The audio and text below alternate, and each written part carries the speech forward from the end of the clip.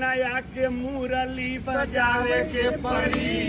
हमरो अंगनया के मुरली बजावे के पड़ी जसोदा मैया के कन्हैया घरवा आवे के पड़ी जसोदा मैया के कन्हैया घरवा आवे के पड़ी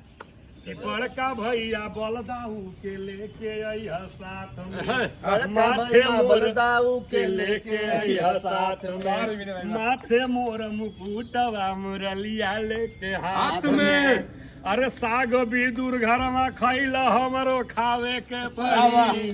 साग बिदुर घरवा खैला हमरो खाए के पड़ी जसोदा मैया के कन्हैया घरवा आवे के पड़ी जसोदा मैया के कन्हैया घरवा आवे के पड़ी रूखा सूखा भोजन पर हो बीजन बनवाइब माखन मिश्री मलाई के भोगवा लगाइब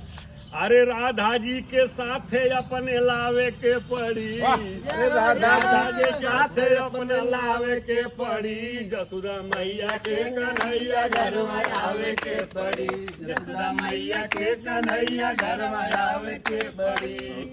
आवे के पड़ी ओ भैया आवे के पड़ी ओ भैया आवे के पड़ी जसोदा मैया के कन्हैया घरवा आवे के पड़ी जसोदा मैया के कन्हैया